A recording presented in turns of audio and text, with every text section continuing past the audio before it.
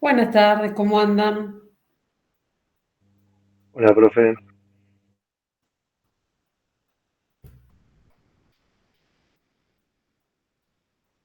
¿Qué cuentan?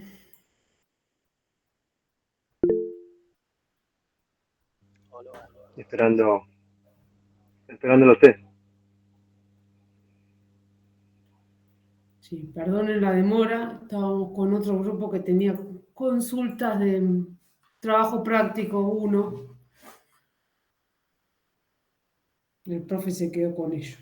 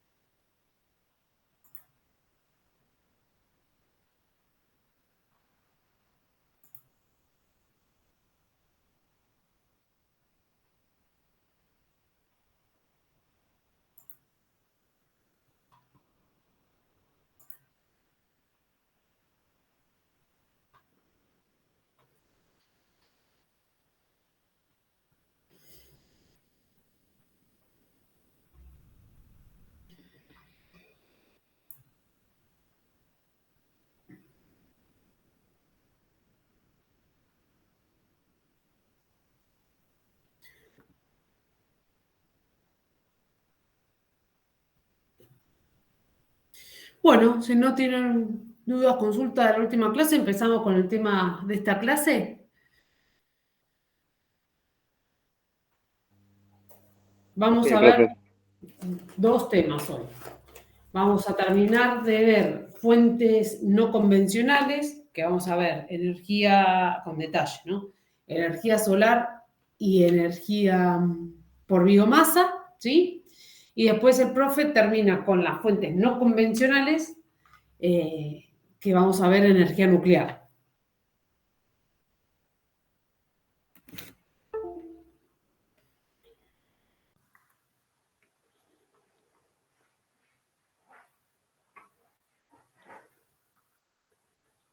Dígame cuando ven. Sí, se ve. ¿Se ve? Bueno.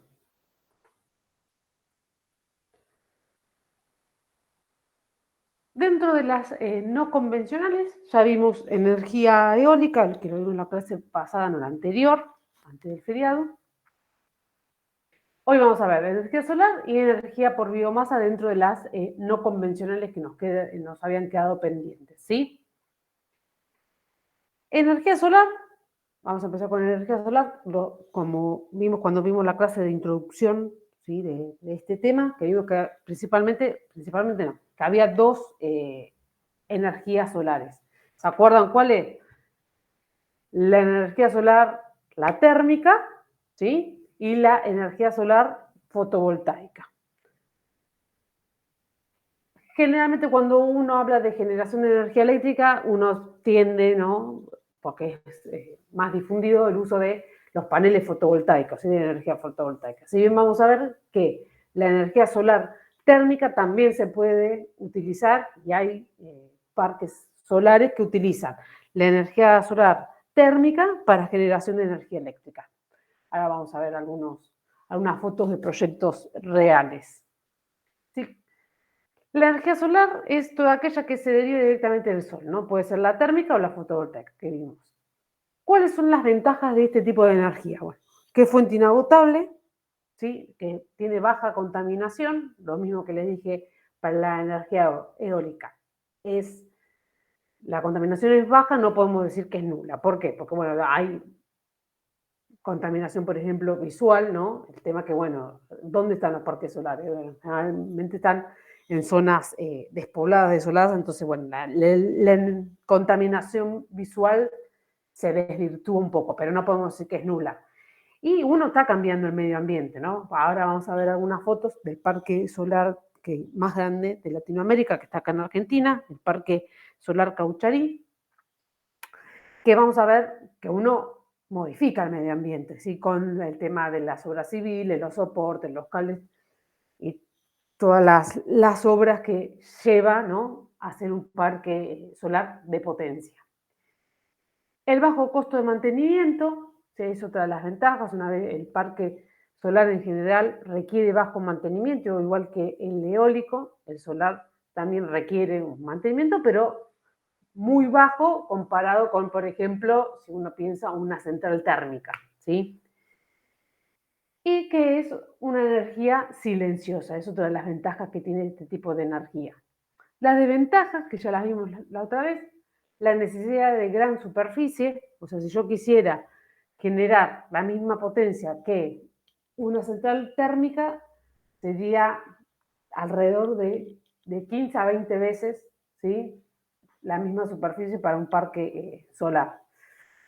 Por eso, si bien hay parques solares de potencia, como este que yo les mencionaba de Caucharí, no generan grandes potencias, ¿sí? Por eso cuando se comenzó con este tipo de energía, era para alimentar zonas aisladas, ¿no? O sea, consumos concentrados. Bueno, el impacto en el paisaje, lo que decíamos, la contaminación, y los costos iniciales que son de moderados a altos, igual que el parque eólico. Los dos tienen la misma, digamos, desventaja. La inversión inicial de estos parques es altísima, ¿sí? O sea, después, obviamente, que la plata, ¿sí?, la inversión se recupera en el transcurso de los tiempos, pero el costo inicial, o sea, de entrada hay que invertir muchísimo. La solar térmica consiste en el aprovechamiento de la energía procedente del sol para transferirla a un fluido, ¿sí? Esto que decía puede ser usada en viviendas o en grandes centrales eléctricas. En viviendas, ¿dónde creen que se usa? Seguro que ya lo vieron un montón de veces o ya lo utilizaron un montón de veces para casos puntuales.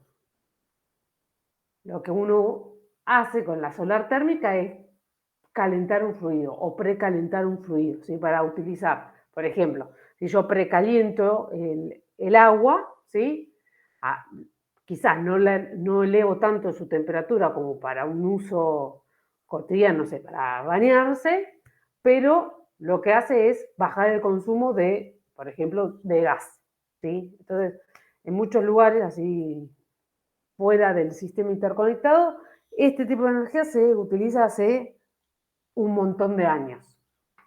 Uno de los usos más comunes es el calefón solar, que le dicen, seguro que ya lo escucharon nombrar algunas veces. O en grandes centrales eléctricas, que ahora vamos a ver fotos, pero básicamente en las centrales que se hace, lo que vimos en una central térmica, solamente que ese calor que en una central térmica convencional se lo daba por la combustión del gas, ¿sí?, o del fuel oil o del combustible fósil. Acá esa temperatura, ¿cómo se logra? Bueno, por medio de este sistema de energía solar térmica. ¿Cómo funciona la energía solar térmica? Bueno, yo acá tengo un colector, ahora vamos a ver que hay de distintos tipos. Perdonen la voz, pero estoy media con la garganta, así que si me escuchan toser es por eso.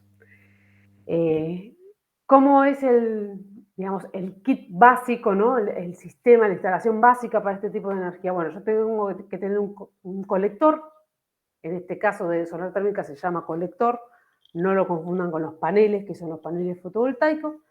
En la solar térmica tengo un colector, que ahora vamos a ver fotos y distintos tipos de colectores, por el cual, por tubitos, ¿no?, depende de la tecnología, por esos tubitos circula el fluido que yo deseo calentar, ¿sí? Generalmente, por ejemplo, agua.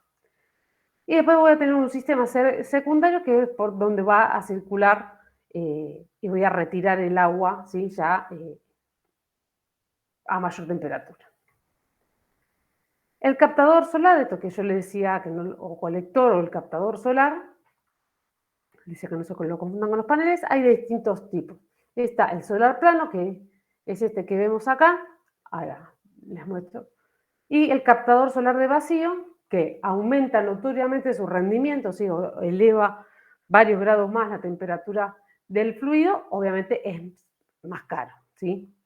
Ese es el sistema más básico, ¿sí? que se utiliza en este tipo de energía, ¿sí? El captador solar plano. Acá ven que tiene esta serpentina, ¿sí? Estos conductores de cobre por donde circula el fluido que yo quiero calentar y tiene una, dos o tres capas, depende el lugar que uno lo vaya a instalar. Algunas veces le ponen como una malla para proteger la cubierta de vidrio, ¿sí? ¿Qué sucede? Bueno, circula, digamos, por circulación normal, ¿no? Natural. ¿Qué pasa con el fluido entre el frío y el caliente? O caliente a mayor temperatura. ¿Qué va a pasar? El frío tiende a bajar y a mayor temperatura tiende a subir. Entonces va a circular naturalmente por estos tubitos. No es que uno le tiene que poner bomba, nada. Naturalmente va a circular cuando eleva la temperatura, digamos, sale, ¿sí? Por el circuito de salida, que es por la parte de arriba del captador. ¿Qué materiales tiene, qué características, mejor dicho, tiene que cumplir esta cubierta de vidrio y la placa? No se distingue entre una y otra, digamos, uno ve que es la misma placa. ¿Qué características se les ocurre que tiene que cumplir? Tiene que ser buen absorbente de los rayos del sol, ¿sí? ¿Para qué? Para que capte la mayor radiación posible. Y tiene que ser resistente a nivel mecánico, ¿sí? Imagínense que si uno, no, acá dice cubierta de vidrio, pero no es que sea de un vidrio común y corriente, tiene que ser resistente mecánico. Piensen que todo esto está, obviamente, a la intemperie, ¿sí? Entonces, cualquier captador que utilicemos, y en los paneles fotovoltaicos sucede exactamente lo mismo, tiene que ser buen absorbente de temperatura, ¿sí? O sea, no tiene que ser aislante, obviamente, y tiene que tener buena resistencia mecánica.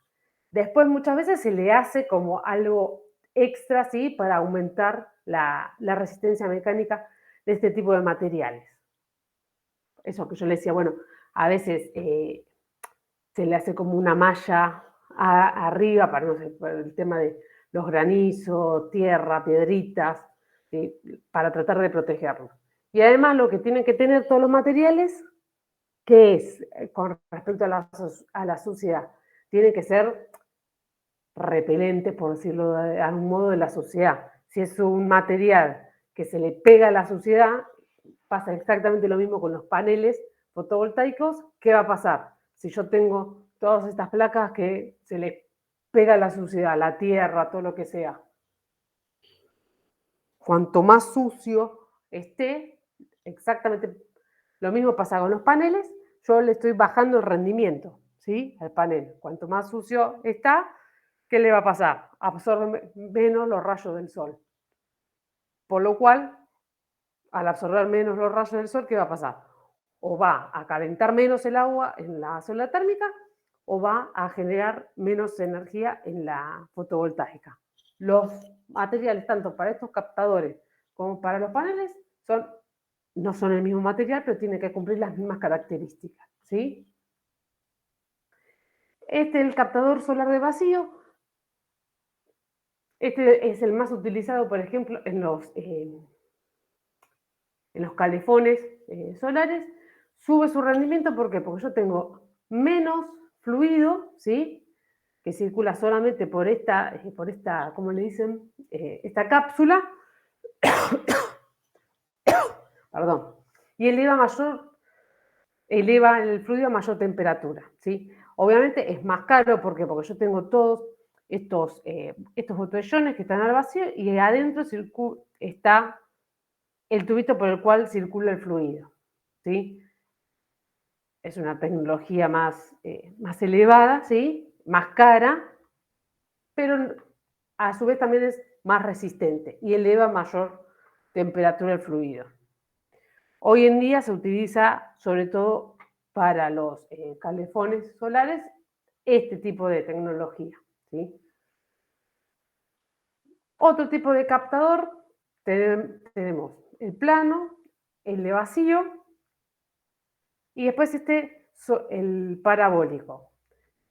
Ustedes que ya tuvieron física, ¿sí? ¿Qué ¿Qué ventaja tiene este?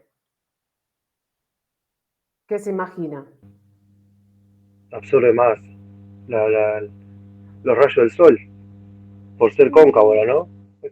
Más que lo absorbe, claro, lo refleja mejor. Y tiene otra ventaja que acá se ve en este dibujo. Por la forma que tiene, ¿sí? La forma parabólica que tiene, el fluido por dónde circula en esto. Circula por este tubito que ven acá, chiquitito, aparentemente chiquitito, ¿sí? Acá. Entonces, ¿qué pasa con los rayos? Esto, acá parece blanco, pero no, son espejos, ¿sí?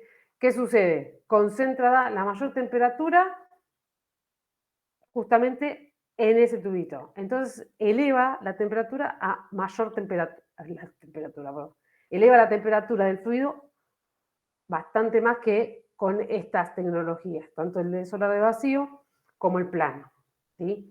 ¿Qué desventajas tiene este? Hasta ahí todas ventajas.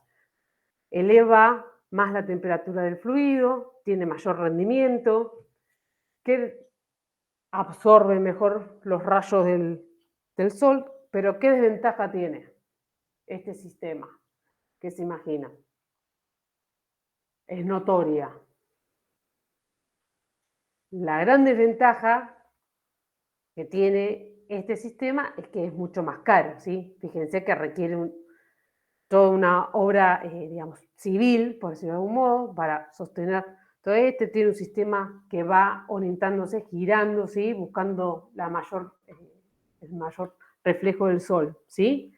Entonces, es más caro. ¿Dónde se utiliza este tipo de captadores?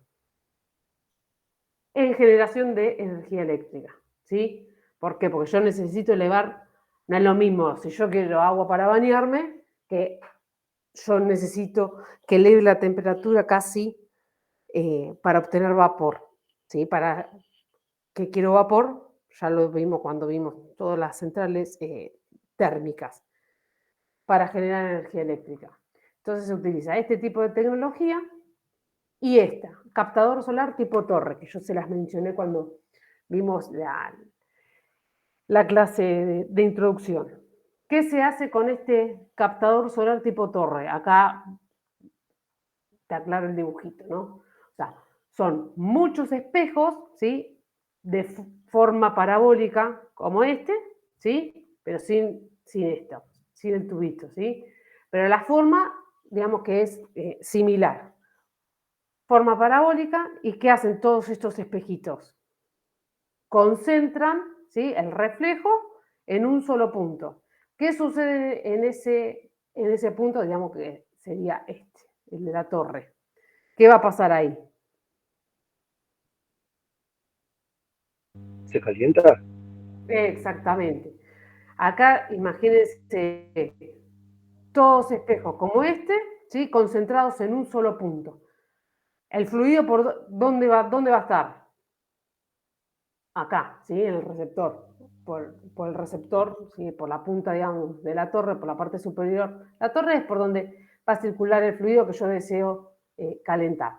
Este sistema es el que se utiliza, ¿sí? Para en los parques solares para la generación de energía eléctrica. Los parques solares con energía solar térmica, ¿no? No fotovoltaica. Profe, ¿las pantallas giran también ahí o Sí, están quietas? en general giran un poco. No giran tanto como este sistema, ¿sí? Sí. Pero buscan cierta orientación. El tema de la orientación es así. O sea, obviamente que tienen que buscar la mejor orientación, ¿sí? Cualquier captador que yo tenga, que elija, tiene que buscar la mejor orientación. El tema es que para buscar la mejor orientación, que está claro que es lo que todos queremos, todo lo que deseamos, pero ¿qué contratiene?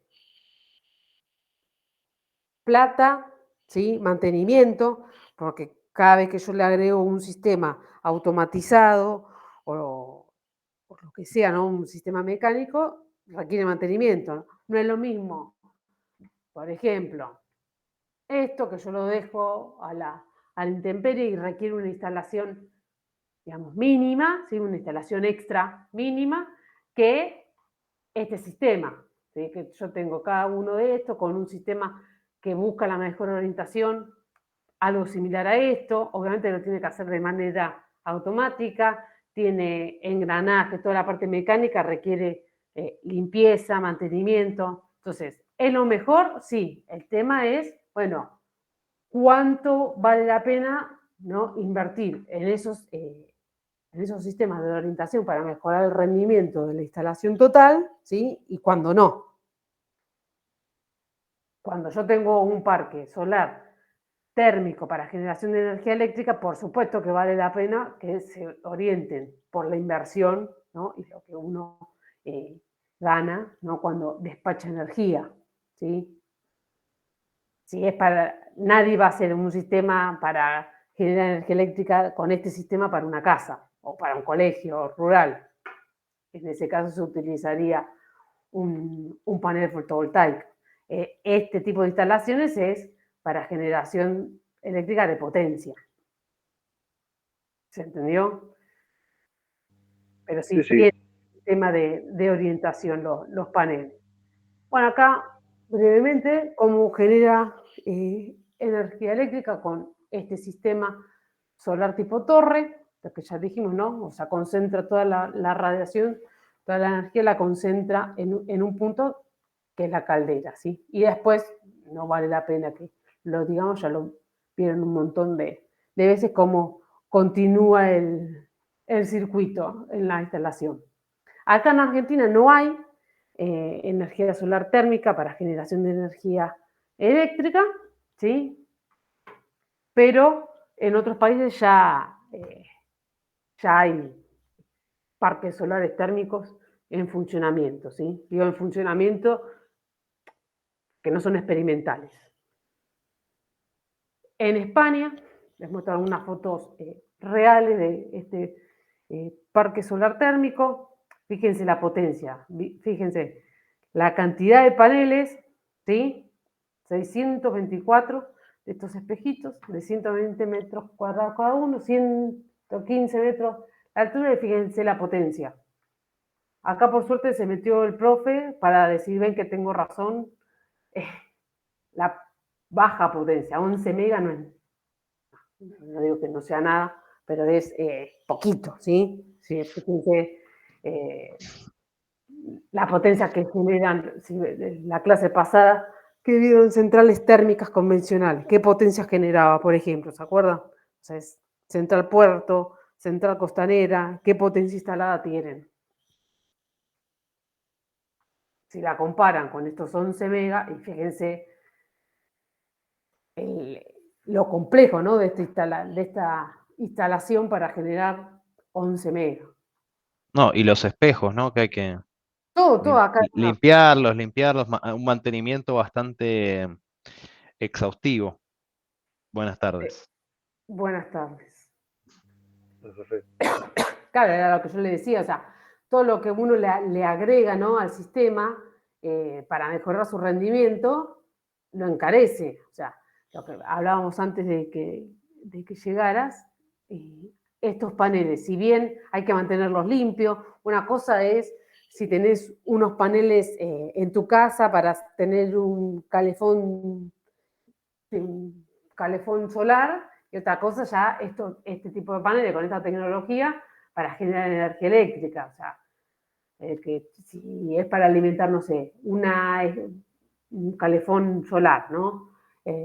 Para una escuela rural, bueno, con que se suba al techo una vez cada tanto alguno y lo limpie es suficiente. Estos paneles requieren una limpieza casi permanente, ¿sí? Porque ¿lo puedo dejar sucio? Y sí, obvio, como poder lo puedo dejar, pero ¿qué me va a pasar?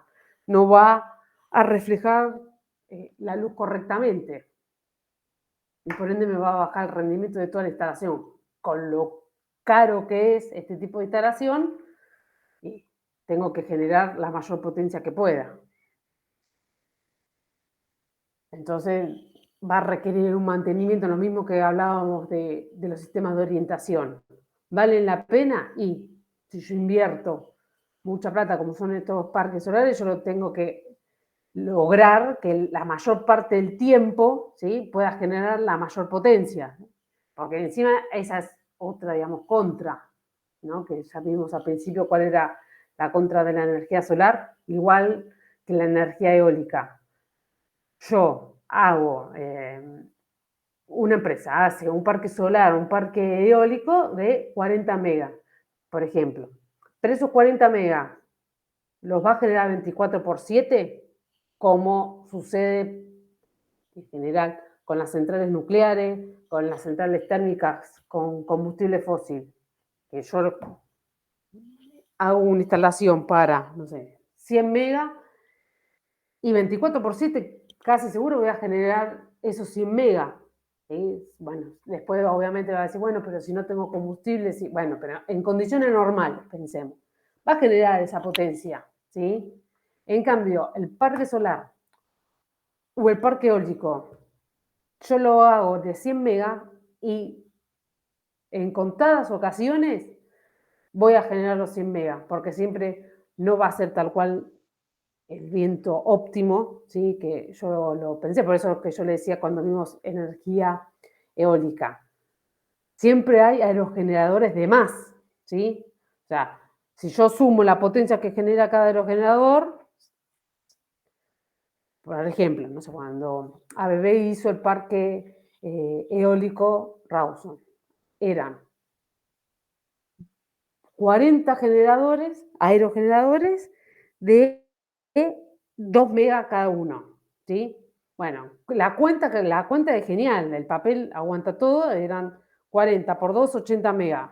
Pero a Camesa lo que le informaban, ¿sí?, era que potencia disponible era 70 megas, o 65 70, no me acuerdo. Yo voy a decir, pero ¿por qué no le dicen? Porque saben que nunca es difícil llegar a generar esos 80 megas. Bueno, con la solar pasa exactamente lo mismo. Es difícil, ¿sí?, generar el 100% de la potencia, entre comillas, disponible. ¿Se entendió? Sí. Cuando ustedes hagan el trabajo práctico, les va a pasar lo mismo, ¿sí? Después vamos a meternos en la explicación del trabajo práctico. Mercedes, yo hago una Sí. consulta. Estamos grabando, ¿no?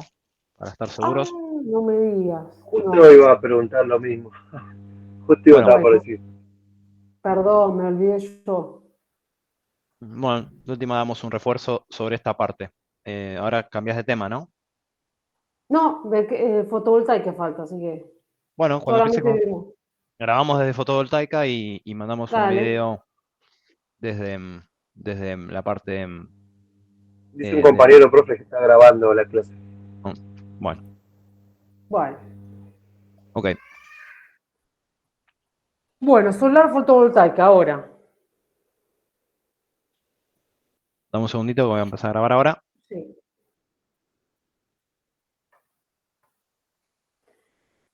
Después cuando terminamos solar fotovoltaica antes de biomasa hago un resumen rápido, igual no fueron tantas diapositivas, 12, 13, así que no se perdieron tanto en la grabación. Bien, Espera un segundito, ¿ah? solar, sí, sí. Ok, ¿Listo? sí. Bueno, solar fotovoltaica. Consiste en la transformación de energía lumínica en energía eléctrica, ¿sí? El panel solar usa materiales semiconductores y se basa en el famoso, ¿sí?, efecto fotoeléctrico. No sé si ya lo vieron en física. Un dato de color, en 1905, ¿sí?, se empezaron los estudios, Einstein, ¿sí?, presenta su primer trabajo con el con el efecto fotoeléctrico. Así que no es nuevo el sistema, el efecto, sí, obviamente años después se empezó a utilizar en esta fuente de energía. ¿Alguno sabe qué es el efecto? Ah, no. Ah, bueno, listo, era un mensaje. Pensé que me estaban haciendo una pregunta por el chat. ¿Alguno sabe qué es el efecto fotoeléctrico? No me Si acuerdo. mal no recuerdo. No, sí, sí. Sí, decilo. Te puse la foto para que les sea más fácil explicarlo.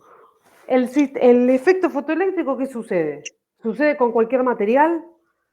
No, Con los. ¿Qué eran? ¿Metales? los semiconductores, ¿puede ser? Exactamente, tiene que Ujú, tener funciones, claro. características semiconductoras. ¿Tiene ¿Qué algo que ver sucede? con lo que pasaba de que si sacabas ¿cómo era? Si sacabas un electrón, tenías que poner energía, y Exactamente, si yo metías un tengo, electrón salía energía, algo así. claro, yo tengo un sistema, en este caso va a ser silicio tipo N, entonces se le incorpora al silicio común un material o una impureza que le sobre un electrón, ¿sí? Por decirlo de algún modo. Entonces, por eso se dice tipo N, tipo, le sobran electrones. Y después tiene otra placa de silicio tipo P. ¿Qué quiere decir? Que le faltan electrones a ese material, ¿sí? Al tipo P. Entonces, ¿qué pasa? Cuando le incide la luz, ¿sí? Cualquier luz tiene que ser, no, tiene que ser una luz preferentemente del rango, ¿no? De la frecuencia ultravioleta, ¿no? Por ejemplo, la luz solar. ¿Qué sucede? Cuando le pega, ¿no? Al sistema, que es el efecto fotoeléctrico, cuando digamos, la luz incide en este material tipo N, que le sobran electrones, como que los empuja, ¿sí? Al material que les faltan, ¿sí? Electrones. Entonces, ¿qué le va a pasar? En ese viaje, ¿sí? En ese pase de electrones de un material a otro. Voy a tener una diferencia de potencial, ¿sí? Entre las placas de esos dos materiales, ¿sí? Que es silicio con una impureza que hace que le sobren electrones y silicio con una impureza que hace que le falten electrones. ¿Qué va a pasar? Si yo conecto esas dos placas, ¿no? De esos dos materiales, ¿qué sucede? Yo tengo una diferencia de potencial, si las conecto las dos, voy a generar, ¿sí? Una corriente eléctrica. Básicamente, eso es el efecto fotoeléctrico. En su momento se investigó, ¿no? Se utilizó y se comprobó esto, sí, empíricamente, de cuánto dependía el tipo de luz. Iban probando, ¿sí? Bueno, no vamos a meter en tanto detalle, ¿no? Pero iban probando distintos tipos de luz a ver con cuáles se generaba ese pase de electrones de un material a otro, ¿sí? Todo eso es el efecto fotoeléctrico. También se investigó con distintos materiales, qué impureza era la correcta, hasta que se logró, por ejemplo, para los paneles fotovoltaicos, que el silicio era el mejor material, ¿sí? Para lograr una impureza tipo N y una impureza tipo P, y lograr la mayor generación de energía, ¿sí? ¿Cómo sería un parque solar fotovoltaico? ¿Hasta ahí quedó claro cómo funciona? El panel fotovoltaico en sí mismo es el que genera la energía eléctrica, ¿sí? No, al revés que en los captadores térmicos, ¿sí? Solares térmicos, que lo que se hace es se calienta un fluido. En los paneles fotovoltaicos directamente ahí se genera la energía eléctrica, ¿sí? ¿Desde cuándo se utiliza? Hace muchísimos años se utilizan los paneles solares fotovoltaicos para consumos puntuales, ¿no? Lo que decíamos al principio, ¿sí? Escuelas rurales, algún pueblito con bajos consumos, ¿sí? Aislados. Hace ya unos cuantos años se empezó a utilizar para la generación de energía eléctrica de potencia, este sistema. ¿En qué consiste un parque solar fotovoltaico? Bueno, paneles, ¿no? Obviamente, que generan toda una red que, digamos, agrupa, ¿no? Lo que genera cada uno de estos paneles. En algunos lados pueden acumular la energía con sistemas de baterías, pocos, en general es instantáneo, ¿no? El transporte, o sea, genero y despacho. ¿Por qué no se utiliza a grandes potencias el sistema de baterías? Simplemente por una cuestión de costo, ¿sí? El sistema de baterías es carísimo. Entonces, bueno, tendría que generar mucha energía como para que valga la pena acumularla, ¿sí? Con sistemas de baterías y luego despachar. Estamos hablando de potencia, ¿sí? Para casos puntuales sí se utiliza cargar un banco de baterías. Pero para sistema interconectado, esos sistemas son muy caros, lo de las baterías. Entonces todavía no vale la pena. Algunas fotos, que les decía, el Parque Solar Caucharí en Jujuy, Argentina, ¿no? ¿Ven? Fíjense, son 300 megas. Creo que ya no es el más grande de Latinoamérica, pero cuando se hizo, que no fue hace tanto, hace 5 o 6 años, me parece, sí, 5 años, ¿no? Por ahí. Que se inauguró, era el más grande de toda Latinoamérica, ¿sí? El parque solar más grande de Latinoamérica. Fíjense la cantidad de paneles, ¿sí? 1.200.000 paneles. Acá era lo que yo le decía, bueno, podemos decir que es nula la contaminación, y no.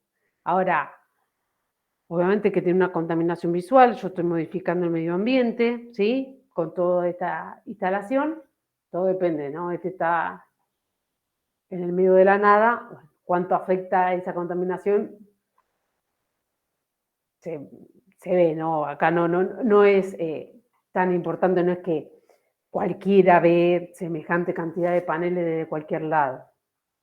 Pero bueno, no podemos decir que sea nula. Algunas fotos del proceso de construcción, ¿sí? Del parque solar, en que primero hace toda la parte de soportería. Acá. Continúa, acá la foto no es que sea, no es que esté sucia la foto o mal sacada, sino el viento y la tierra eran imposibles.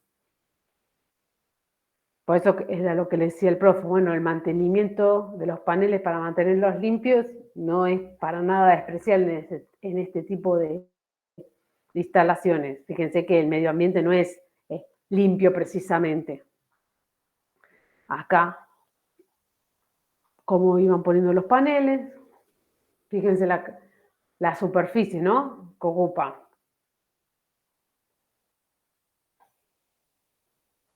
Acá los inversores, ¿sí? ¿Para qué sirven los inversores? ¿En qué genera cada panel?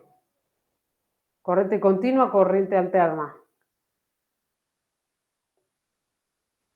En continua. Exactamente. Entonces uno coloca los inversores, pues los inversores se colocan por grupo, ¿sí? No es que va un inversor por cada uno de los paneles.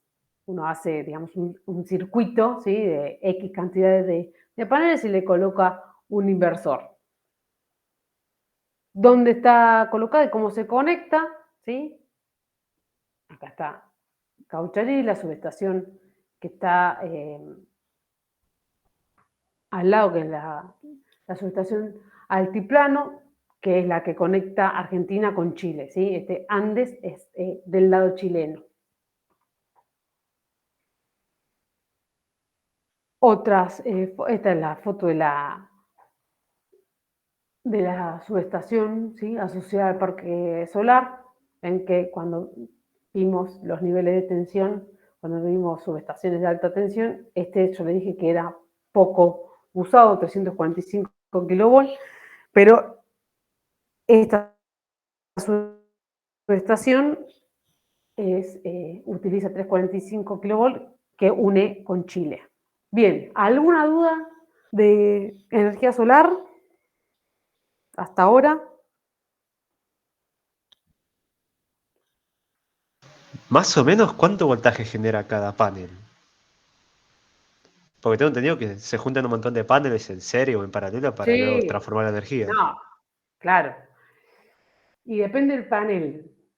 No sabría decirte exactamente estos en particular qué tensión generaban. Te puedo averiguar. no sé en particular esto, va a depender del panel que uno elija, ¿sí? Obviamente que generan poco.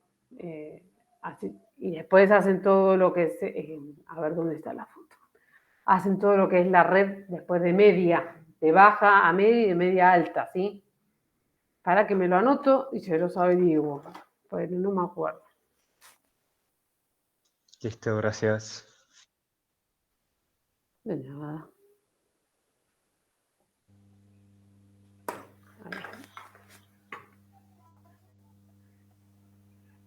Profe, una consulta, ya que Sí. preguntó el compañero. ¿Cuántos paneles llevaría por una casa normal? ¿Cuántos paneles serían? Y eso va a depender qué tipo de panel utilices, ¿sí? No te podría decir con 2, 3 paneles. Además, lo que se hace generalmente es como un sistema redundante, ¿sí? A veces no es que tienen solo paneles. Y además, ¿qué consumo, ¿sí? Tiene la casa y para qué vas a utilizar el panel? Por ejemplo, un compañero de trabajo, ¿sí? El padre usaba una medicación que necesitaba permanentemente, ¿sí? Mantenerla refrigerada. Entonces tenía más, ¿cuánto me dijo? 7, más o menos 7 metros por 2, 14 metros cuadrados de paneles, ¿sí? Y Sí. eso lo utiliza, sí, 14, 15 metros cuadrados de paneles, me dijo. 15 metros cuadrados de paneles y lo utilizaba para alimentar una heladera mini que solo refrigeraba la medicación. No era la heladera de consumo. Así que imagínense 15 metros cuadrados para una mini heladerita. ¿Sí? No. Generalmente cuando se utilizan, por ejemplo, no sé, en escuelas rurales o en casas, ¿sí? Sí. Lo que se hace es alimentar lo mínimo con los paneles solares. No es que uno puede prender un aire acondicionado con un panel solar. No. Pero bueno, va a depender del panel. Limitado. Tenemos Sí. el limitado casi. Para que me acuerdo Iluminación. Sí, a veces no, ni siquiera toda la iluminación de la casa. Para un compañero de trabajo le agarró la loca de que le cortaban la energía, todo el tiempo de sur, o sea, hace 2, 3 veranos, y puso 6 metros cuadrados, sí, más o menos, de paneles, ¿sí? Y lo utiliza solamente para alimentar el router y no sé qué más. Pero ni heladera, ni ventilador, nada. Y son como 6 metros cuadrados, creo que me dijo, 6 o 7, por ahí. Así que el consumo, ¿cuánto es? Del módem y algo más. Nada, bajísimo. Y otra pregunta, uno pensándolo con los paneles solares que genera tensión. ¿Podemos usar la tensión que genera un panel para generar un motor y generar energía por medio, o sea, generar electricidad por medio mecánico? O sea, no sé si me explico. Pero Que eso que alimente un pero es motor y otro bajo. que alimente para... Vos querés con el panel solar alimentar un motor, Sí, un por generador, ejemplo, no un motor. claro, eso. O que el motor que genere, haga girar un generador y genere corriente alterna, digamos. Estoy pensando, es lo que sin que estamos hablando y se me ocurrió por la mente.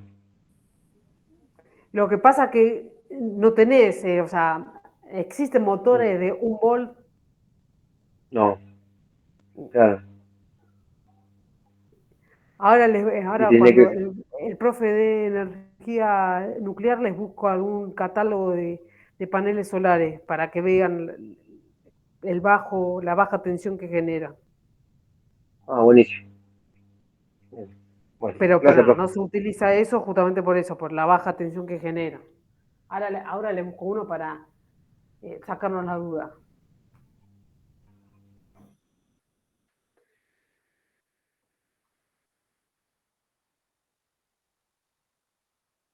Bueno, esto ya lo vimos. Bueno, entonces ahora le busco ese dato. De solar, ¿alguna duda, consulta? Si no, pasamos a biomasa.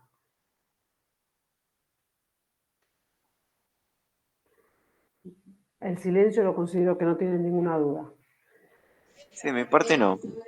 Bueno, cuando hagan el trabajo práctico, a los que les toque parques solares, seguramente les va a surgir más dudas.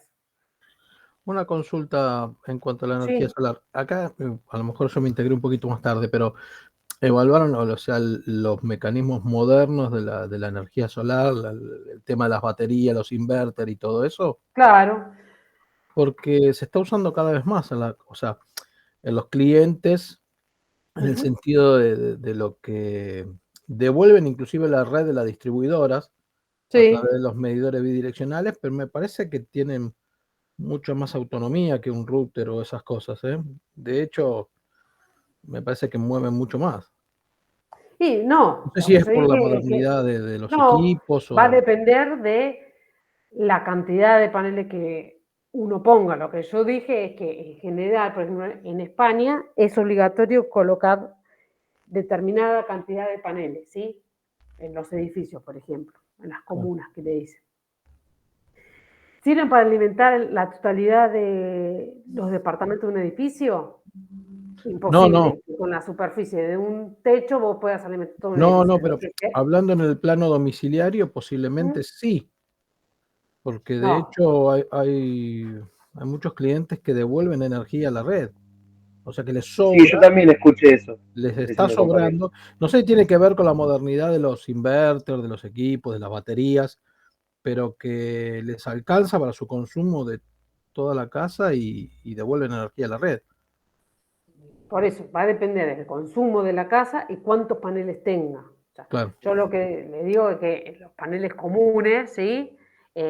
No llegan a generar lo que consume una casa en condiciones normales, ¿sí? Lo que se hace muchas veces es, bueno, las cosas, los consumos de uso común en un edificio se alimentan con lo que son los paneles, sí. ¿sí? Que Sí, sí, la en algún momento les sobre algo de energía y por eso está la ley de esto de que uno le puede vender, ¿sí? La energía que le sobran a la distribuidora, ¿sí? De energía distribuida, ¿no? De generación distribuida, no me salía la palabra. Sí, ahora, ¿cuántos paneles yo tengo que poner para alimentar una casa de manera totalmente autónoma con energía solar? Bueno, va a depender la superficie de los paneles, el consumo que uno tenga, ¿sí? Yo le digo, por ejemplo, el consumo de heladeras, aires acondicionados, y eso es muy alto, tendrá que tener muchos paneles solares para poder generar esa energía. Sí sirve para alimentar, no sé, una heladera. Ahora, si yo quiero heladera, lavarropa, iluminación, climatización, tengo que poner una cantidad infernal de paneles. ¿Se puede poner? Y sí, se puede poner. Tengo que tener superficie disponible, ¿sí? Tener. sí, sí, por otro lado, era el costo de amortización, algo que me había quedado, hoy por hoy a los costos y en 10 años no lo amortizás, No, el consumo eléctrico. no, no. Lo que se hace muchas veces es bajar el consumo, ¿sí? Si yo coloco paneles, bueno, bajo el consumo de energía, pero así todo para amortizar, ¿sí? Esa instalación, eh, son periodos largos de amortización. A ver, son largos. Bueno, ¿comparado con qué? Bueno, comparado hoy en día, todavía es barata la energía, por más que nos quejemos de que esto, que aquello, pero acá en Argentina es barata la energía, ¿sí? Sobre todo en Buenos Aires. Si nos vamos al interior, las tarifas son otras, entonces muchas veces en el interior se utiliza o el calefón solar o eh, suman, ¿sí? Paneles solares para bajar el consumo de energía, digamos, convencional, ¿sí? De la que viene por la red, ¿sí? Pero alimentar solo con paneles solares todo el consumo de una casa, consumo que estamos acostumbrados, ¿no? Acá, es complicado. Sí, Sí, sí, no. obviamente que generan más energía los paneles con última tecnología que los que eran al principio, todos los Claro, paneles solares fotovoltaicos. los calefones térmicos, o sea, todo ha mejorado su tecnología notoriamente en los últimos años. ¿Aumentó su rendimiento? Sí, aumentó su rendimiento. Digo que es complicado alimentar 100% con energía solar una casa. Sí, claro, lo que es para potencia y el consumo de energía eléctrica alto, no, esto va bien de la mano con la iluminación LED y con ese tipo de cosas. Claro, bueno, por eso, para Ahí se esos asociaron consumos, bien. sí. Bueno, de hecho, creo que Robertino, ¿no? Decía la otra, el profe decía la otra clase, esto de cuando vimos, ¿no? Al principio, la introducción de solares, vieron los paneles solares que están en la autopista, están todos alimentados con energía solar. Después, por ejemplo, en Parque Avellaneda, no sé si conocen, hay un vivero municipal y tiene una parte de invernadero, ¿sí? Y el invernadero lo alimentan todo con paneles, pero es una superficie como de 4 manzanas que tiene paneles solares por todos lados. No, las 4 manzanas no, pero tiene un montón. Entonces, para consumos puntuales sí sirve. Ahora les busco un catálogo, varios catálogos de paneles, porque la variedad es muy amplia, ¿sí? Tanto de la potencia que generan, la tensión que generan, ¿sí? Todos los sistemas que uno le tiene que agregar, ¿no? Porque no es solo el panel. Y todos esos sistemas, ¿no? Uno le sigue, ¿no? Le agrega aún más valor, ¿sí? A la inversión inicial, porque si yo solo tengo el panel, como no me sirve de nada. O sea, cuanto yo le quiero poner que la batería, que el sistema, que el corte automático, que la electrónica, lo sigo encareciendo, ¿sí? Bien, vamos con energía de biomasa, ¿no? Otra de las fuentes de energía no convencionales, perdón, les achiqué el coso. La energía a través de la biomasa, que ya la dijimos hace 2 clases, ¿qué utiliza? Desechos, sí, orgánicos como combustible. Ahora lo vamos a ver. Entonces, ¿cuál es el corazón de este tipo de energía no convencional? El biodigestor, ¿sí? Ahí, ¿qué sucede? Ingresa, ¿sí? Los desechos orgánicos, ahora hay distintos tipos de biomasa, todas van a depender de qué desecho uno coloca en el biodigestor. ¿Qué sucede en el biodigestor? Hago una mezcla, ¿no? Se hace una mezcla, ¿no? Que cualquier cosa va al biodigestor, tengo que colocar los desechos de materia orgánica, un cierto grado de agua, ¿sí? ¿Y qué sucede? Se descompone, ¿no? Ese material. En esa descomposición, ¿qué sucede? Emana gases ese material, digamos, descompuesto, ¿sí? Ese gas yo lo puedo utilizar como combustible. ¿Qué ventajas tiene este tipo de fuente de energía? Bueno, la fuente inagotable. ¿Por qué fuente inagotable? Porque se supone que ese desecho que yo utilizo como biomasa lo voy a tener permanentemente. No es que yo hago algo para conseguir los desechos, ¿sí? O sea, no es que voy a talar árboles para tener aserrín. No. Sí, vamos a ver más adelante, pero todas las plantas de generación de energía eléctrica por biomasa, ¿dónde están? Asociadas a otra industria que genera, ¿sí? Naturalmente esos desechos. Por eso se dice que, digamos, es una energía limpia, porque yo ya estoy utilizando unos desechos que naturalmente ya los produciría, ¿sí? O de manera natural o como desecho de un proceso, de una industria, y en vez de no utilizar esos desechos, ¿no? Los utilizo para generar energía. Por eso, fuente inagotable. Siempre y cuando estén asociados a una industria que ya genera ese desecho, no sé, por ejemplo, una planta que tiene asociada una planta de generación de energía eléctrica por biomasa, es Ledesma. ¿Saben qué empresa es Ledesma? Cuando compran el azúcar, normalmente, ¿qué marca es? Ledesma. Bueno, ¿qué pasa? Claro, Con sí, la cosecha de la caña de azúcar, el desecho de la cosecha de la caña de azúcar, esos desechos lo utilizan como para generar biomasa, ¿sí? Y con esa biomasa que utiliza esos desechos, generan energía eléctrica, que esa energía eléctrica la utilizan en el proceso, ¿sí? De lograr el azúcar refinada. Papel es otra de las industrias que también tiene Ledesma, que también generan desechos y esos desechos también los utilizan como biomasa. La baja contaminación, el bajo costo y que es muy abundante. Esas son las ventajas. Las desventajas, la deforestación de los bosques, volvemos a lo mismo. No es que yo voy a talar los árboles para conseguir biomasa, no tendría mucho sentido. Pero, por ejemplo, las papeleras deforestan los bosques para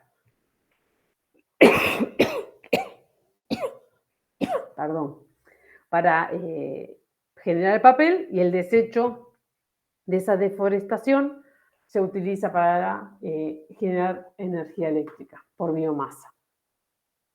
Bueno, los biocombustibles contribuyen a la formación de lluvia ácida y efecto invernadero. Es cierto, pero menos que combustibles fósiles. ¿Cómo se clasifican las biomasas? Bueno, la natural se produce sin la intervención del hombre. Esto que yo le decía, por ejemplo, bosque, se cae el árbol, las hojas, todo eso lo puedo utilizar como desecho para biomasa, ¿sí? Eso es natural, o sea, sucede porque sí, porque los árboles se caen, las hojas se caen, esos son biomasas de origen natural. Y la residual, la que yo le decía, por ejemplo, de la cosecha de caña de azúcar. También hay algunas plantas de biomasa en la provincia de Córdoba que utilizan la cáscara del maní, por ejemplo, ¿sí? Eso es biomasa residual. Son desechos, ¿sí?, que se generan por un proceso industrializado previo, ¿sí? ¿Se entendió la diferencia? Entonces, es importante que les quede que la biomasa no es que para, digamos, fabricar, entre comillas, biomasa, yo voy a deforestar un árbol, voy a fabricar, por decirlo de algún modo, desechos. No, son desechos que se obtienen de un proceso previo. Bueno, lo que yo le decía, sí, el corazón de estas plantas de biomasa es el biodigestor, sí, ese contenedor cerrado. Hay de distintos tipos, donde uno coloca, ¿sí?, la biomasa de material orgánico, que uno busca que fermente para generar el biogás. Hay principalmente dos biodigestores de flujo continuo y de flujo discontinuo. La diferencia, acá el dibujo queda claro, en el flujo continuo no nos vamos a meter en los distintos tipos constructivos que hay, pero en el flujo continuo permanentemente, ¿sí?, uno coloca desechos, ¿sí?, en el biodigestor. Y de manera semi-continua yo voy a obtener el biogás. ¿Por qué digo semi-continua? Porque en realidad no es que yo meto, ¿sí?, desechos e instantáneamente voy a tener biogás como para abrir la válvula y obtener biogás en cantidad suficiente para alimentar, por ejemplo, no sé, un motor, ¿sí? Le tengo que dar tiempo, no es un proceso. El proceso de la fermentación no es algo instantáneo, tengo que dejar cierto tiempo para que suceda. Pero en el biodigestor del flujo continuo, uno podría decir que de manera permanente uno está cargando, ¿sí?, el biodigestor de desechos. En cambio, en el flujo discontinuo, que son de este tipo, uno lo llena, cierra el biodigestor y hasta que termina el proceso no voy digamos, a evacuar el gas, ¿sí? Le hago una pregunta. En los de flujo continuo, la circulación, ¿cómo se lleva a cabo? ¿Por medio de qué medio? ¿Motores, bombas? ¿Qué es lo que entra y Generalmente sale? son motores que uno no motores, o sea, sistemas, ¿sí? Sí. De válvulas que uno carga, abre y llena el biodigestor. ¿Pero qué lo llevo arriba de nuevo? ¿Cómo que lo lleva arriba? Claro, Esto es natural. Uno llena acá, ¿sí? Brevemente le digo. Uno llena de esos desechos. Y naturalmente, por el proceso de fermentación, el biogás se acumula Sí. arriba, Sí. como cualquier gas, ¿sí? Y ahí voy a colocar la tubería con válvulas, ¿sí? Para evacuar ese gas. Ok. Pero yo digo el vaciado de los desechos. ¿Qué lo hace salir Sí. afuera de nuevo? Ahí sí, se ponen como bombas extractoras para sacar esta parte. Vos Eso, decís exacto. en la salida, sí, ahí Bombas. se colocan. O bombas para extraer, ¿sí? Lo que quedó. Pues eso es una especie de pasta eso, en realidad, no es algo líquido. Sí, asqueroso. Sí. Sí, asqueroso. Un olor. Sí. Depende mucho también qué se utilizó como desecho, pero bueno, naturalmente sí, no es muy agradable. Lo que se utiliza, una vez que termina el proceso, ¿sí? de fermentación, lo que queda, digamos, esa pasta que decís, lo que se utiliza como abono. Yo no sé nada de jardinería, Biofertilizantes, sí. se me secan Sí. los cactus, pero dicen que es muy bueno como abono. Como biofertilizante es natural, ¿no? Dicen que es muy Sí, también bueno. genera calor, porque yo tengo acá una huerta en casa y suelo poner en un pozo todos los residuos de cáscara, de hojas, Sí, y se tapa el y compost. genera calor, y si es pasto y se está abierto, tiene olor, de lo que decía usted. Sí, no es muy agradable. El biodigeste, sí, un compost tenés. Bueno, el de flujo discontinuo, ya vimos cómo es uno, lo llena y hasta que no termina el proceso digamos, no lo destapa, no saca, no evacúa el gas. Energía por biomasa, ¿qué genero? Bueno, estos que le llamamos los biocombustibles. Bueno, ¿qué son los biocombustibles? El bioetanol, el biodiesel, estos son los más conocidos, o el biogás. ¿De qué va a depender? Bueno, va a depender únicamente o principalmente de qué puse como desecho, ¿sí? Como biomasa. Depende de qué biomasa, qué desecho coloqué, va a ser el biocombustible que voy a obtener, ¿sí? Acá ven que depende si pongo azúcares, cereales, distintos tipos de biomasa, es el biocombustible que voy a obtener. No se preocupen que esto es algo más bien químico, no es que le vamos a pedir exactamente con qué biomasa, pero bueno, para que sepan que estos biocombustibles más utilizados, ¿cómo se logran? Bueno, con distintos desechos, ¿no? Distintos tipos de biomasa que uno le ingresa al biodigestor. Bueno, ¿cómo es el sistema, no? La generación de energía por biomasa. Bueno, ya hablamos un poquito antes, pero bueno, ponemos en el biodigestor los desechos, ¿sí? El tanque de alimentación es donde uno coloca los desechos y va llenando el biodigestor.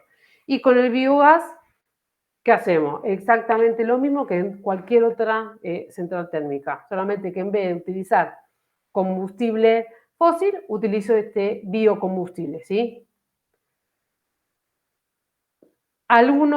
Acá en Argentina hay varias plantas de generación de energía eléctrica por biomasa.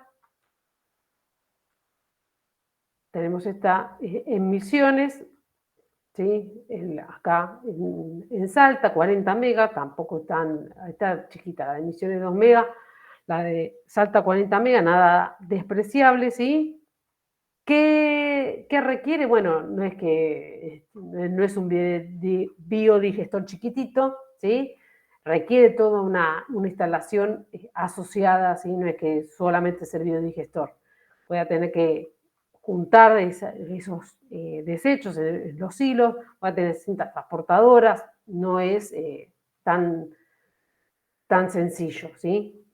volvemos a lo mismo, ¿vale la pena? Y son desechos que antes yo no hubiese hecho nada y ahora los utilizo para generar energía. En algunos casos, para despachar energía al sistema interconectado, y en otros, lo que se hace es utilizar la energía que genera para alimentar el proceso, por ejemplo, no sé, de la papelera, de las cosechadoras, ¿sí? Depende del proceso previo. Bien, vamos con energía mareomotriz. No me meto, así el profe puede avanzar un poco con energía nuclear. Pero bueno, miren las diapositivas, la energía mareomotriz, la que igual ya hablamos cuando vimos la introducción, ¿sí? Que está la mareomotriz, que utiliza la diferencia de mareas. Acá distintas fotos de centrales, ¿sí? Mareomotrices, acá en Argentina no hay todavía, ¿sí? Y la energía undimotriz, que también la hablamos cuando vimos la introducción de las energías, que utiliza el movimiento de las olas, ¿sí? Uno utiliza las mareas, como su nombre lo indica, la mareomotriz, y la undimotriz utiliza el movimiento de las olas. ¿Se acuerdan que les comentamos del grupo de investigación de la facultad? Bueno, es de la undimotriz. Acá, este es el sistema que ideó, ¿sí? El grupo de investigación de la facultad.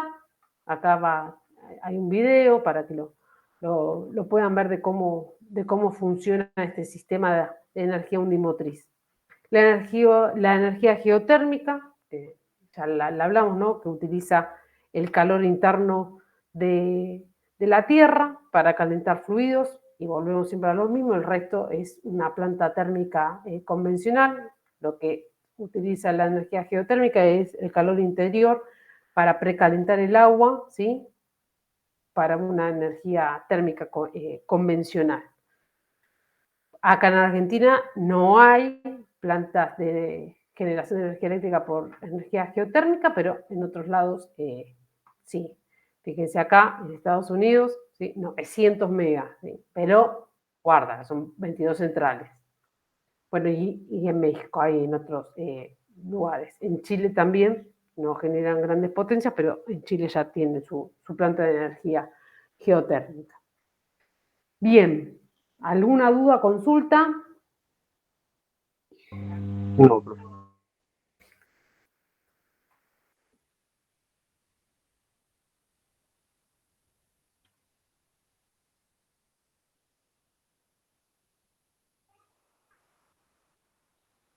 Sí, mi parte tampoco. Bueno, entonces dejo de presentar yo. Listo, las energías verdes, nos pasamos a las energías no verdes. Sí, Miren, no verdes entre comillas. Entre comillas. Revisen estas, si tienen alguna duda, la clase que viene, no, por el aula virtual, nos preguntan cualquier duda que tengan, ¿sí? Yo ahora les busco lo de los catálogos de los paneles. Ok, buenísimo.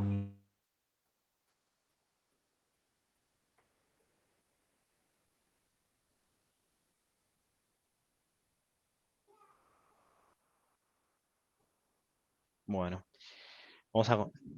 ¿se escucha bien, no? Ahí. ¿Sí? Se escucha perfecto. Sí, sí. Bueno, perfecto. Voy a pasar a presentarles. Entonces, la parte de energías nucleares. Y que algo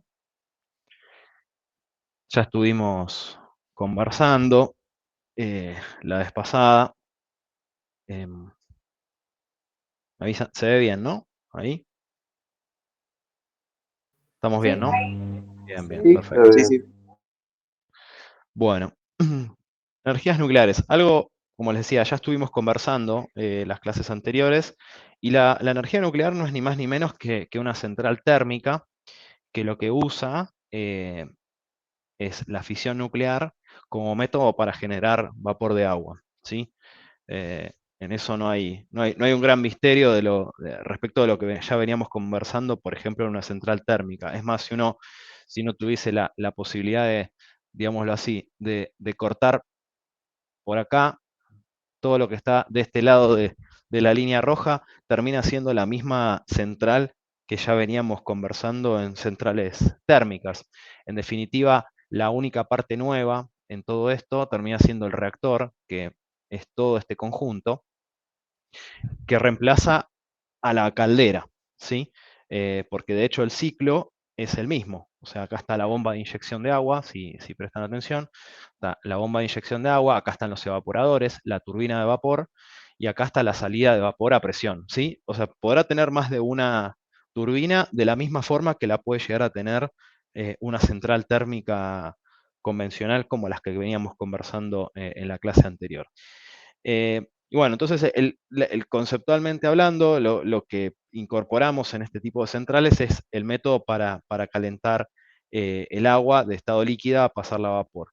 Y ahí está, si ven en la imagen, hay un generador de vapor y el generador de vapor está asociado a ese reactor, que es por donde se produce la reacción nuclear, ¿sí? El proceso básicamente lo que busca es fisionar, es decir, fracturar núcleos de alto contenido, de alto peso, de alto contenido neutrónico, y en la fractura de esos átomos se produce una erogación de energía bastante grande que en definitiva la aprovechamos para generar calor. Bien, digamos, la molécula más utilizada en estos casos es la de uranio, en algunos casos en estado natural, en otros casos el isótopo de mayor peso del uranio, que es el 235. Recuerden, si hablamos de isótopos, el uranio tiene, digamos, valor eléctrico de 232, significa que también tiene 232 neutrones, o sea, de carga de la misma carga, perdón, de carga neutra, 232 electrones y 232 protones. Un isótopo es un átomo que tiene la misma carga, es decir, para que tenga la misma carga tiene que tener más neutrones. En este caso tiene 3 más. Estamos hablando de un átomo que naturalmente tiene más partículas y tiene más peso. Tiene una masa superior, mayor masa, mejor dicho. ¿Sí? Entonces, al fracturar estos átomos, lo que se logra es, como les decía, liberación de energía, y aprovechamos esa energía para calentar agua. Ventajas de las energías nucleares, naturalmente, un poco ya asociado a lo que venimos diciendo, hay una gran erogación de energía por producto de esta reacción, ¿sí? Y, y por lo pronto no se lo utiliza en centrales de poca escala, digo, de 10 kilowatts o algo así, que podría ser algo similar a lo que se tiene con, no sé, una central del tipo solar. Ya vamos a hablar de alguna particularidad que tenemos acá en Argentina, que es de 25 megas. Pero tomen en consideración que las centrales nucleares convencionales son de altas potencias. Tienen altos niveles de seguridad, con sistemas triple redundantes para evitar todo tipo de incidentes. El reactor es un equipo que tiene una vida útil muy, muy extensa. Estamos hablando de 60, 70 años. El primer ciclo, hasta la primera renovación de ciclo de vida. De hecho, a Tucha 1 le está pasando eso. Y el impacto ambiental es moderado, siempre y cuando, y acá siempre es el asterisco en todo esto, el siempre y cuando uno controle bien los residuos, productos de la operación propia, y no tenga ningún incidente, ¿no? Ya sabemos incidentes conocidos, Chernobyl, Fukushima y algunos otros que han quedado un poco más ocultos. Antes de Chernobyl hubo uno en Estados Unidos que no pasó, que no fue tan popular como el caso de Chernobyl, pero fue de igual, o diría de peor magnitud. Desventajas, bueno, las que veníamos mencionando, que primero la peligrosidad de los residuos y del impacto si tuviésemos un incidente, y naturalmente que este es un tipo de central no renovable, ¿ok? Lamentablemente no podemos recuperar hoy por hoy los átomos fragmentados y reconvertirlos para obtener uranio de nuevo, sino que se convierten en derivados que terminan siendo parte de los residuos. Bueno, lo que ven acá es ni más ni menos lo que veníamos conversando, ¿no? Les decía que hasta este punto, hasta este límite, es una central térmica convencional, donde tenemos las turbinas, el circuito de vapor, esto es agua de refrigeración, vapor de agua, las bombas de inyección, y esto reemplaza, este edificio reemplaza la caldera que habíamos visto en las centrales térmicas. Y acá hay algo interesante para conversar, o sea, siempre que vean este tipo de centrales van a ver una chimenea, en esa chimenea solamente van a tener vapor de agua, y ni siquiera vapor de agua de proceso, o sea, la que va y está en contacto con el circuito principal donde se produce la reacción, sino que es un circuito de refrigeración puramente el agua, del vapor de agua que sale de las turbinas de vapor. ¿Qué quiero decir con esto? Es las emisiones, así que uno piensa, la central está emitiendo vapores radioactivos. No, la realidad es que el agua es total, el vapor de agua que se observa es totalmente natural y utilizado nada más que para la refrigeración del proceso. Y bueno, un poco la parte interesante de todo esto, como les decía antes, termina siendo el reactor. El reactor tiene esa característica como si fuese un tanque. Dentro del tanque están los combustibles nucleares, que son como unas varillas llenas de unos pellets, que son unos pequeños cilindros de uranio, dentro de unas vainas de Circaloy, y en el centro hay una tubería. Por esa tubería se inyecta el moderador es una varilla, como está indicada en esta parte, que lo que hace es controlar la reacción, ¿sí? Y todo esto está embebido en un sistema de refrigeración del núcleo, de ese reactor, que en definitiva esa refrigeración del núcleo termina siendo el fluido que nosotros utilizamos para generar el vapor. Es decir, para bajarle la temperatura a la reacción, usamos un circulante, un líquido circulante, que es el que se transforma en el transmisor del calor generado en la reacción. Bien. Y bueno, ahí ven, hay unas varillas que suben y bajan, ahí está, en color verde esas varillas se van ajustando para reducir la reacción en cadena que se va logrando dentro del núcleo.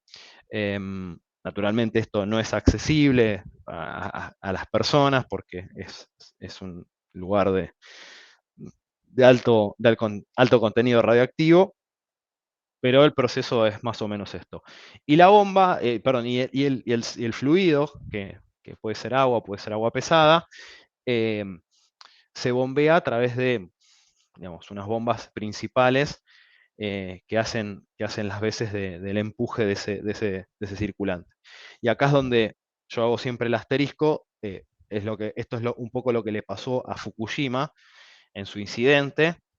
Esas bombas que inyectan el fluido que va a extraer el calor del reactor, fueron las que efectivamente fallaron e hicieron que por exceso de temperatura se fragmente este contenedor y quede expuesta a la reacción al aire, ¿sí?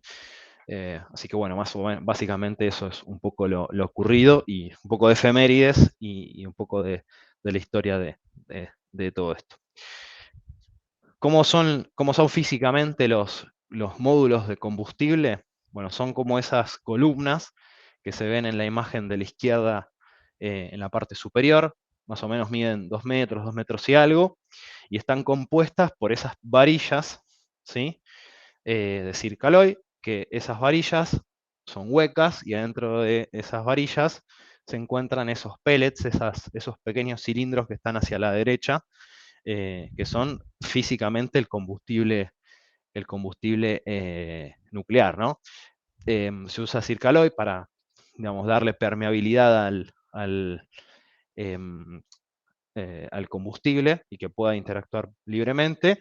Y sobre el cilindro que está en el, el cilindro que está en el centro, es donde se inserta el moderador, el que controla la reacción dentro del reactor.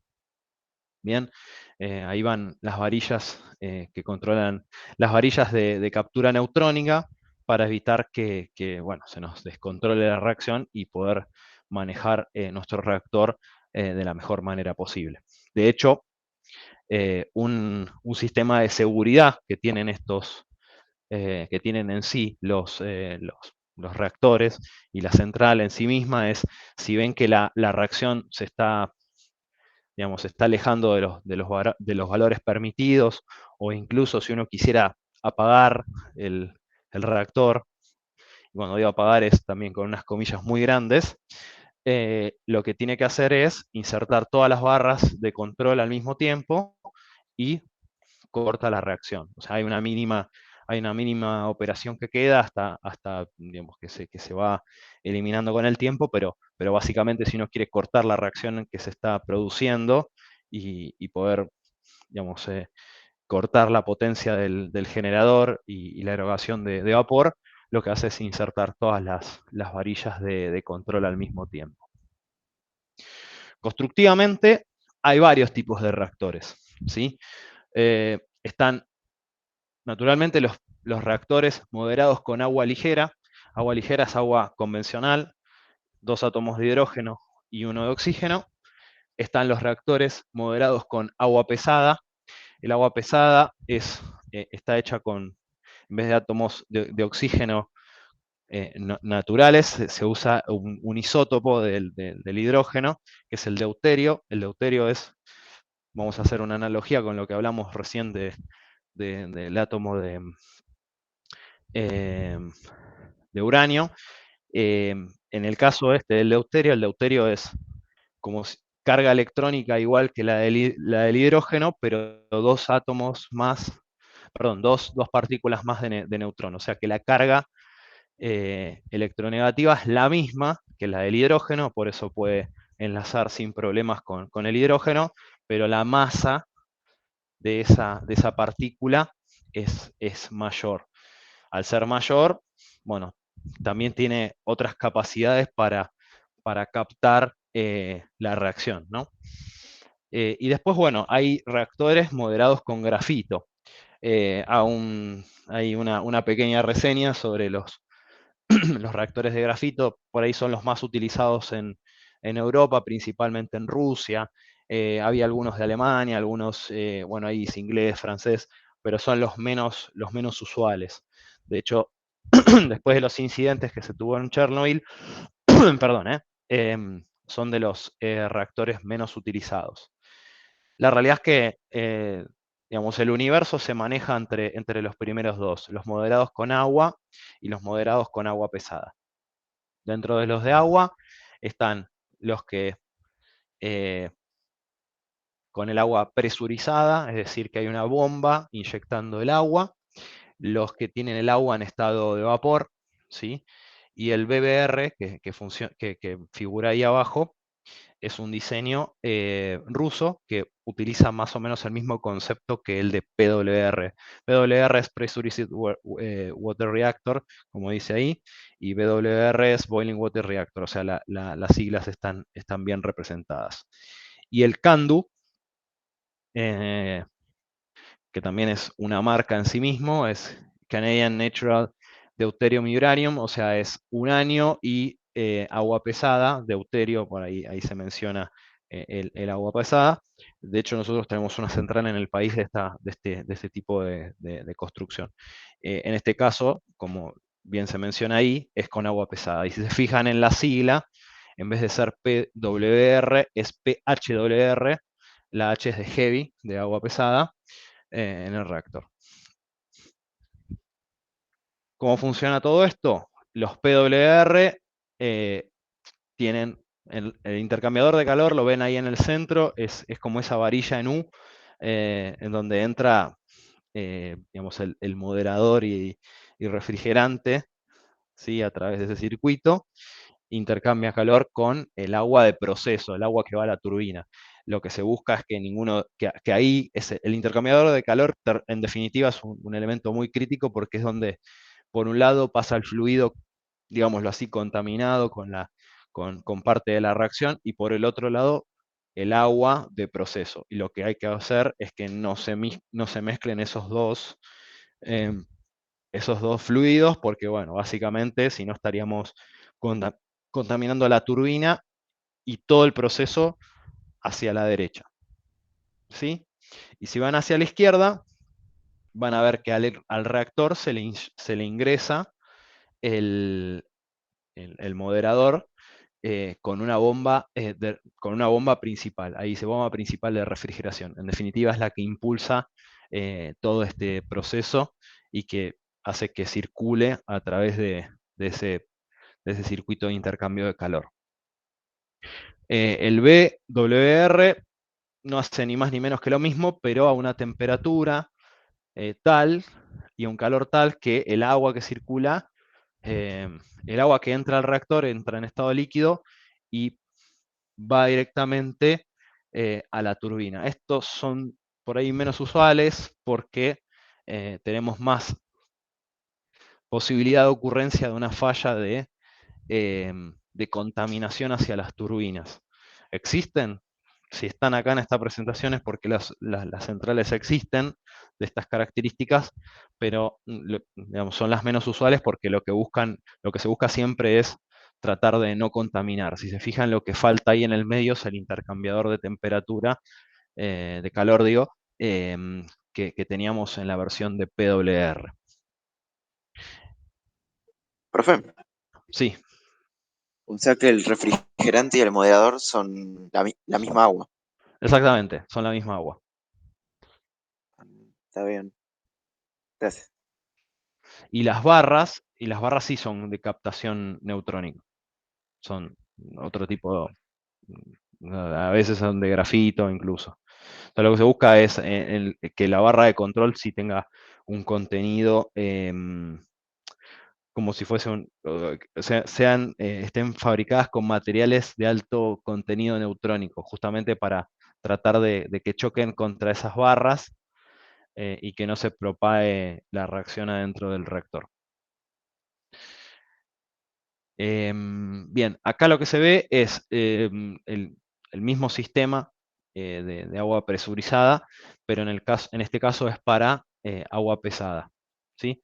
Hay unas bombas que están en la parte superior de los intercambiadores, que van a las turbinas, esas digamos, es parte del proceso, y los intercambiadores de la misma forma que habíamos visto en el PWR. Como les decía, nosotros en el país tenemos estos reactores y ahora lo vamos a poner en detalle, digamos.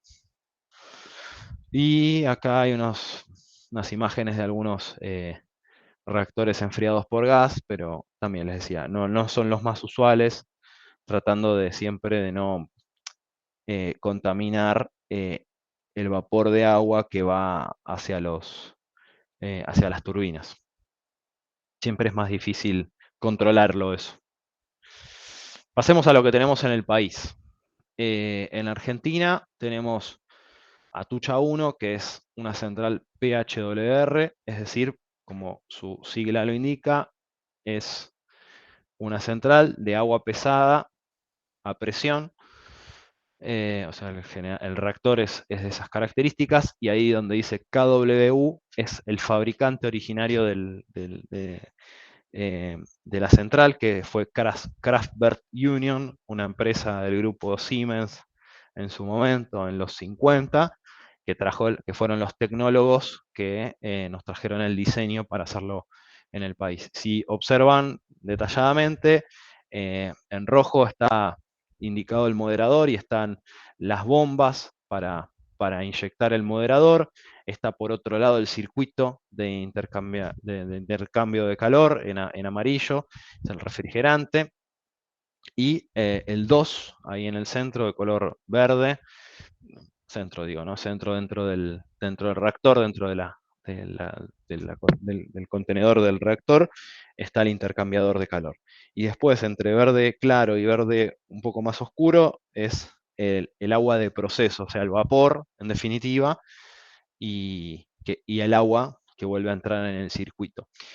Fíjense algo claro, en todo esto hay una turbina de alta presión, es la más chiquita, es la número 6, y 8 hay 2 turbinas de baja presión.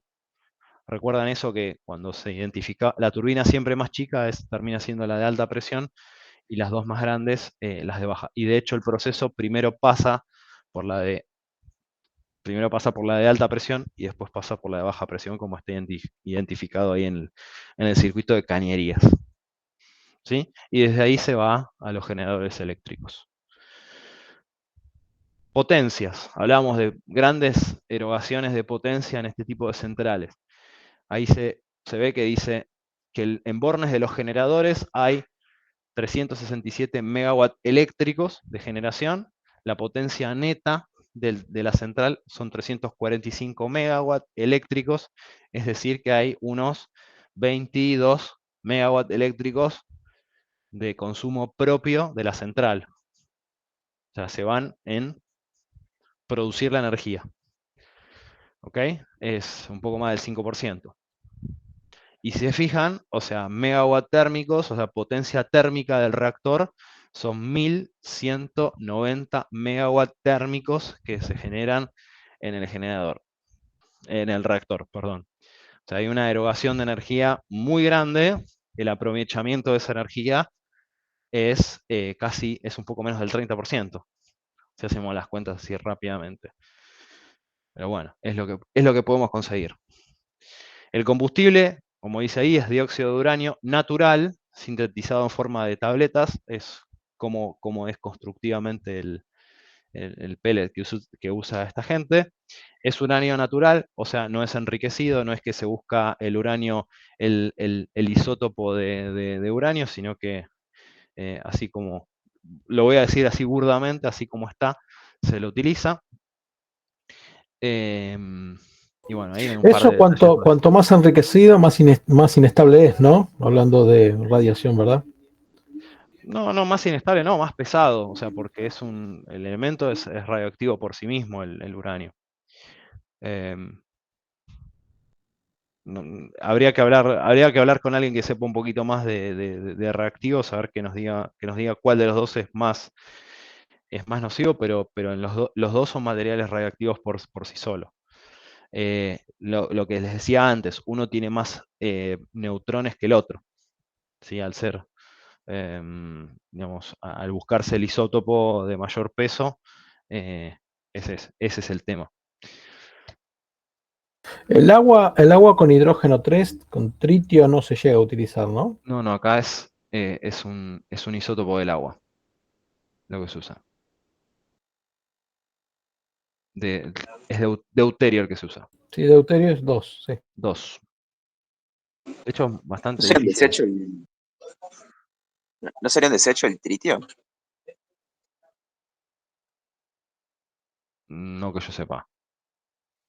Ah, no, porque si mal no recuerdo, creo que no se usaba porque era, o sea, de por sí era radioactivo.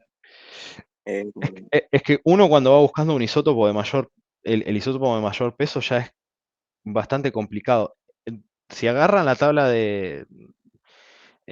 las tablas químicas, van a ver que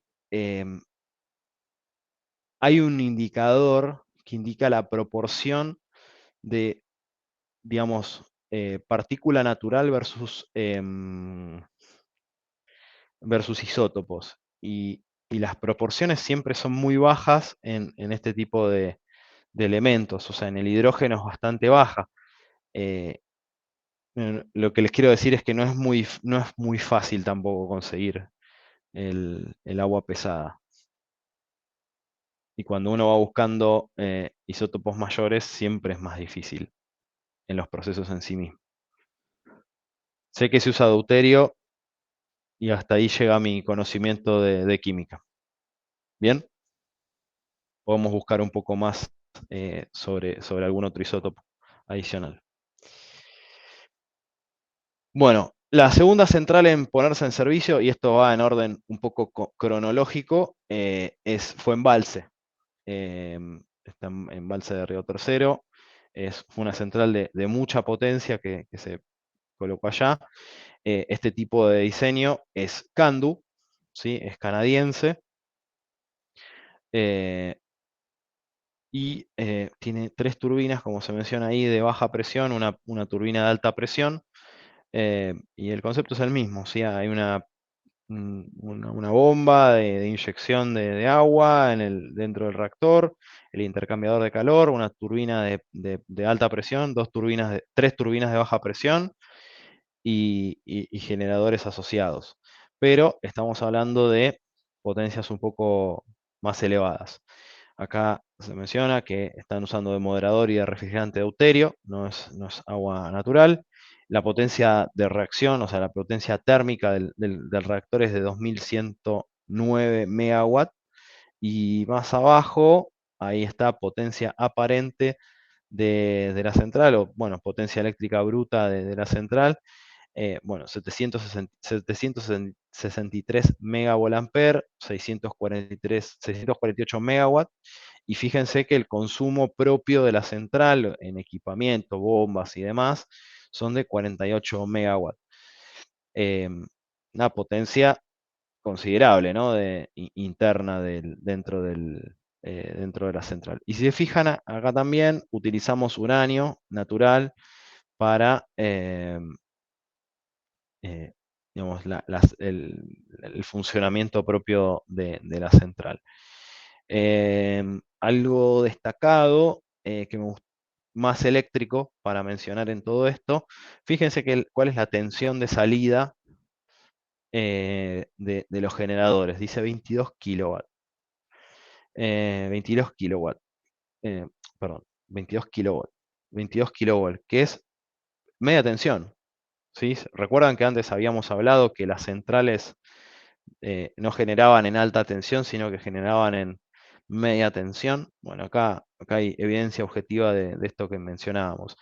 Desde esa tensión de 22 kilovolt, elevamos a 500, es la salida si no me estoy equivocando, 500 es la salida de embalse, y lo conectamos con el sistema interconectado.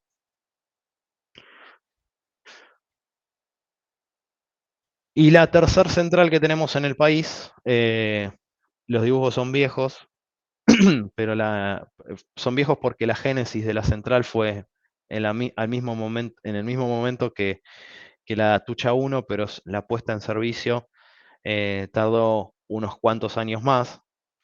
De hecho, se puso en servicio en términos relativos, muy poco, un par de años. La central es del mismo fabricante que Atucha 1, es Kraftwerk Union, al igual que la Atucha 1, y el proceso es exactamente el mismo, pero los valores de potencia son mucho más altos. Ahí estamos con la potencia térmica del reactor de 2160 megawatts térmicos, 744,7 megawatts eléctricos en bornes de generación, y la potencia neta de la central 692. Si recuerdan, Atucha 1 estaba en 300 y pico, 300, creo que era 50. O sea, estamos en el doble de la potencia que generaba Atucha 1. Bien, y mismo dato de color, la tensión en bornes de generación en este caso es de 21 kV, y fíjense que a la salida del transformador de salida principal, la tensión es 500 kV. ¿Sí? Repetimos un poco el concepto ese de que se genera media tensión y se eleva a alta tensión para conectarse al sistema de transmisión. Algunos datos más, también se usa dióxido de uranio, hay uranio común en condiciones naturales, y deuterio como refrigerante y moderador. Acá ven el dato. Todo lo demás son datos para curiosos en estos momentos. Y acá está uno de los principales detalles que les quería contar sobre el final de todo este tema, más allá de las 3 centrales que están en operación en la actualidad, Argentina fue un país de desarrollo nuclear desde prácticamente el principio. No solamente con la implementación de centrales en un momento temprano de todo esto, sino que en lo que es investigación. Y de hecho, Argentina es uno de los países que firma el Tratado de No Proliferación y es uno de los que queda del lado de adentro, es decir, que puede seguir haciendo investigaciones y desarrollos en materia nuclear. Y bueno, uno de esos desarrollos es el proyecto que está acá en pantalla, el proyecto CAREM. Proyecto CAREM, ahora no recuerdo bien la sigla, pero básicamente era de componentes modulares.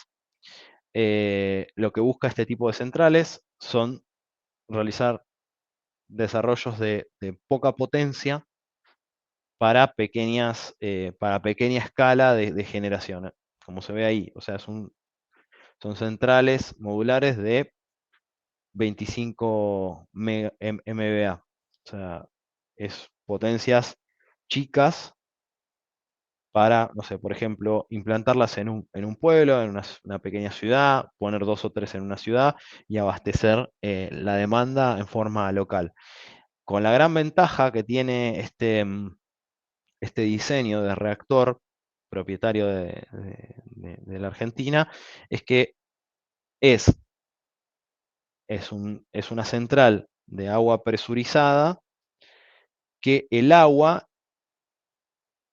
fluye por convección natural, es decir, no necesita una bomba de circulación. Lo que le resta em, problemas, lo que le resta también riesgo y elementos en el circuito. Es decir, si el agua y el moderador circulan por convección natural, si yo solamente controlo la reacción con las varillas de control, ya está, no hay nada, no hay ningún tipo de problema para el reactor. O sea, lo que les quiero decir es, en el caso de que pase algo como lo de Fukushima, que o sea, se pierden las bombas de inyección del fluido, bueno, en este caso no necesitaríamos las bombas de inyección del fluido para poder operar. Funcionaría por convección natural y solamente controlaríamos la reacción con las varillas. Es un diseño bastante novedoso, eh, no es tan nuevo como uno podría llegar a pensar, porque las primeras ideas de este desarrollo empezaron en la década del 80 y recién ahora se está pudiendo materializar como una pequeña central de prueba, digamos, de prototipo. Si alguno quisiera visitarlo, el proyecto CAREM está alojado dentro del predio de Atucha, de donde están Atucha 1 y Atucha 2, más hacia la izquierda, si uno va por la entrada. Y bueno, como les decía, es un diseño 100% nacional, con una escala considerable. Es una pena que demoramos tanto en ponerlo en funcionamiento. En esta presentación van a ver que hay un montón de pequeños links abajo.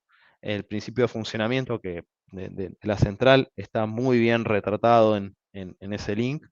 Y eso que dice Proyecto CAREM 25 es un poco más de información para que lo tengan de referencia, no es necesario, pero si quieren digamos, analizar un poco más cómo es el funcionamiento del CAREM y cómo es la situación actual, pueden ir y revisarlo. El principio de funcionamiento sí nos interesaría que le peguen una mirada más, porque es como más didáctico. Siempre decimos esto, ¿no? Que es más didáctico ver un video de cómo funciona una cosa que todo esto que es tan charlado. Pero bueno, sepan que el proyecto CAREM es sumamente importante políticamente hablando para el país y, y bueno, hoy ya estamos digamos, está en proceso de conectarse, si no es que ya lo hizo, estoy un poco desactualizado en el tema, em, para hacer sus testeos, el testeo del prototipo. ¿Ok? Bueno, y con esto concluimos la parte de generación nuclear. No sé si tienen alguna consulta.